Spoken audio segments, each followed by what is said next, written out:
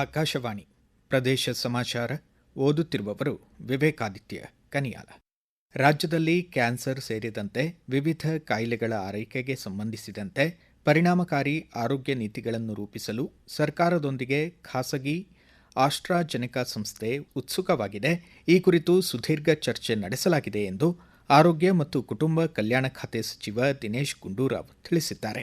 ತಮ್ಮ ಎಕ್ಸ್ ಖಾತೆಯಲ್ಲಿ ಆಸ್ಟ್ರಾಜೆನೆಕಾ ಕಂಪನಿಯ ಪ್ರಮುಖರೊಂದಿಗೆ ಮಹತ್ವದ ಸಭೆ ನಡೆಸಿರುವ ಕುರಿತು ಮಾಹಿತಿ ಹಂಚಿಕೊಂಡಿರುವ ಸಚಿವರು, ರಾಜ್ಯದಲ್ಲಿ ಕಂಪನಿ ತನ್ನ ಹೂಡಿಕೆಯನ್ನು ವಿಸ್ತರಿಸುತ್ತಿರುವುದು ಹಾಗೂ ಆರೋಗ್ಯ ಕ್ಷೇತ್ರದಲ್ಲಿ ಸಹಕರಿಸುತ್ತಿರುವುದು ಸಂತಸದ ವಿಚಾರವಾಗಿದೆ ಎಂದಿದ್ದಾರೆ.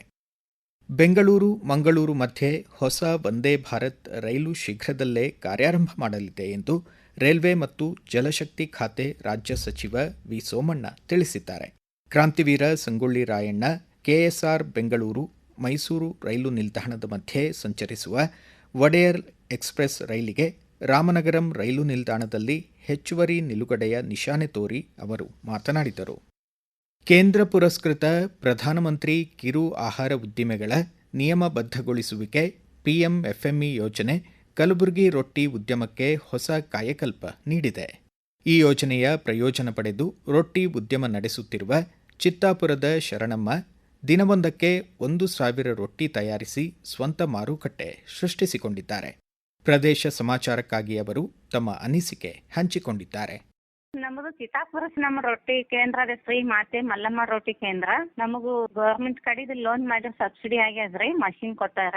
ಅದರಿಂದ ನಾವು ರೊಟ್ಟಿ ಮಾಡ್ಕೊತಾ ಹೊಂಟಿ. ಸೀಸನ್ದಾಗ ದಿನ 1000 ಮಾಡ್ತೀವಿ, ಸೀಸನ್ ಇಲ್ದಾಗ 500, 400, 300 ಹಿಂಗ್ ಮಾಡ್ಕೊಂತ ಹೋಗ್ತೀನಿ. ದಪ್ಪಟ್ಟಿ ರೊಟ್ಟಿ, ಜೋಳದ ರೊಟ್ಟಿ, ಸಜ್ಜದ ರೊಟ್ಟಿ ಎಲ್ಲಾ ಮಾಡ್ಕೊಂತ ಹೋಗ್ತೀನಿ. ವಿದೇಶಕ್ಕೆ ಹೋಗ್ತಾ ಇದೆ. ನಮ್ಮದು ಬಿಳಿ ಜೋಳದ ರೊಟ್ಟಿ ಅಂದ್ರೆ ಹೆಮ್ಮೆ ಅಲ್ಟ, ನಮಗೆ ಖುಷಿ. ಗುಲ್ಬರ್ಗಾಗ ಹೋಗಿ ಕೊಟ್ಟು ಹೊರಗಿನ ದೇಶ ವಿದೇಶಕ್ಕೆಲ್ಲ ಹೋಗ್ತಾ ಇದಾವ್ರಿ. ನನಗ್ ಕಳ್ಸ ಆಗ್ತಾ ಇಲ್ರಿ, ಅವ್ರು ಕಳ್ಸ ಅಂತಾರೆ, ನನಗ್ ಆಗ್ತಾ ಇಲ್ರಿ. ನಾವು ರೊಟ್ಟಿ ಮಷೀನ್ ತಗೊಂಡಿವ್ರಿ, ಹಿಟ್ಟು ಕಲ್ಸೋದು ಮಿಕ್ಸಿ ತಗೊಂಡಿವ್ರಿ, ಹಿಟ್ಟು ಬೀಸೋದ್ ಗಿರಣಿ ತಗೊಂಡಿನ್ರಿ, ಒಲಿ ತಗೊಂಡಿನಿ. ಅದ್ರ ಮೇಲೆ ನಾ ಮಾಡ್ಕೊಂತ ಹೊಂಟೀನಿ, ನಡ್ದಾದ್ರಿ. 2026-27ನೇ ಸಾಲಿನ ಮುಂಗಾರು ಹಂಗಾಮಿನಲ್ಲಿ ಕಬ್ಬು ಬೆಳೆಗಾರರಿಗೆ ಕಾರ್ಖಾನೆಗಳು ಪಾವತಿಸಬೇಕಾದ ಕನಿಷ್ಠ ಬೆಲೆಯನ್ನು ಕ್ವಿಂಟಾಲ್ಗೆ 365 ರೂಪಾಯಿಗಳಿಗೆ ಹೆಚ್ಚಿಸಲು ಕೇಂದ್ರ ಸರ್ಕಾರ ನಿರ್ಧರಿಸಿದೆ ಎಂದು ಗ್ರಾಹಕ ವ್ಯವಹಾರಗಳ ಖಾತೆ ಸಚಿವ ಪ್ರಹ್ಲಾದ್ ಜೋಶಿ ತಿಳಿಸಿದ್ದಾರೆ. ಈ ಕುರಿತು ತಮ್ಮ ಎಕ್ಸ್ ಖಾತೆಯಲ್ಲಿ ಮಾಹಿತಿ ಹಂಚಿಕೊಂಡಿರುವ ಅವರು, ಕೇಂದ್ರ ಸರ್ಕಾರದ ಮಹತ್ವದ ನಿರ್ಧಾರದಿಂದ ಒಟ್ಟು 5 ಕೋಟಿ ಕಬ್ಬು ಬೆಳೆಗಾರರಿಗೆ ಪ್ರಯೋಜನವಾಗಲಿದೆ. ಸಕ್ಕರೆ ಕಾರ್ಖಾನೆ ಹಾಗೂ ಉದ್ಯಮದ 5 ಲಕ್ಷ ಕಾರ್ಮಿಕರಿಗೆ ನೆರವಾಗಲಿದೆ ಎಂದಿದ್ದಾರೆ.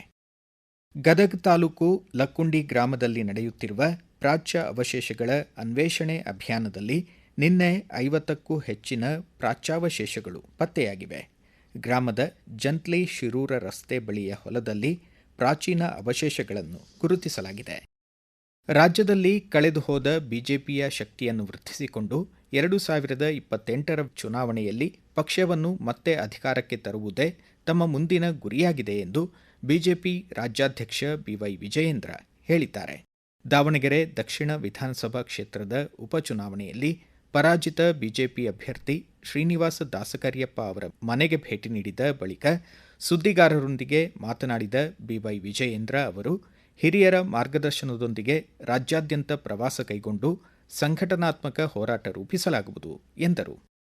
ಕಲಬುರಗಿ ಜಿಲ್ಲೆಯ ಸರ್ಕಾರಿ ಶಾಲೆಗಳು ಈ ಬಾರಿ ಎಸ್ಎಸ್ಎಲ್ಸಿ ಪರೀಕ್ಷೆಯಲ್ಲಿ ಉತ್ತಮ ಫಲಿತಾಂಶ ದಾಖಲಿಸುವ ಮೂಲಕ ಶಿಕ್ಷಣ ಕ್ಷೇತ್ರದಲ್ಲಿ ಹೊಸ ಮೈಲಿಗಲ್ಲು ಸ್ಥಾಪಿಸಿವೆ. ರಾಜ್ಯದಲ್ಲೇ ಅತಿ ಹೆಚ್ಚು ಸುಧಾರಣೆ ಕಂಡ 2ನೇ ಜಿಲ್ಲೆಯಾಗಿ ಕಲಬುರಗಿ ಹೊರಹೊಮ್ಮಿದೆ ಎಂದು ಜಿಲ್ಲಾ ಪಂಚಾಯತ್ ಮುಖ್ಯ ಕಾರ್ಯನಿರ್ವಹಣಾಧಿಕಾರಿ ಭವ್ವರ್ ಸಿಂಗ್ ಮೀನಾ ತಿಳಿಸಿದ್ದಾರೆ.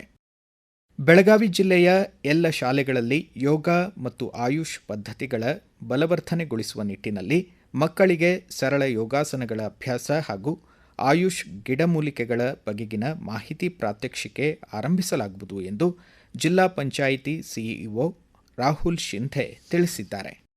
ಕೊಡಗು ಜಿಲ್ಲೆ ಮಾದಾಪುರದಲ್ಲಿ ನಿರ್ಮಾಣಗೊಂಡ ಕೊಡವ ಸಮಾಜದ ನೂತನ ಭವನವನ್ನು ಹಾವೇರಿ ಸಂಸದ ಬಸವರಾಜ ಬೊಮ್ಮಾಯಿ ಲೋಕಾರ್ಪಣೆಗೊಳಿಸಿದರು. ರಾಮನಗರ ಜಿಲ್ಲೆ ಕನಕಪುರ ತಾಲೂಕಿನಲ್ಲಿ ಅರ್ಹರಿಗೆ ಆಶ್ರಯ ಯೋಜನೆಯಡಿ ನಿವೇಶನ ಹಂಚಿಕೆ ಮಾಡುವಂತೆ ಉಪಮುಖ್ಯಮಂತ್ರಿ ಡಿಕೆ ಶಿವಕುಮಾರ್ ತಹಸೀಲ್ದಾರ್ ಸಂಜಯ್ ಅವರಿಗೆ ಸೂಚಿಸಿದ್ದಾರೆ. ಇಲ್ಲಿಗೆ ಪ್ರದೇಶ ಸಮಾಚಾರ ಮುಕ್ತಾಯವಾಯಿತು.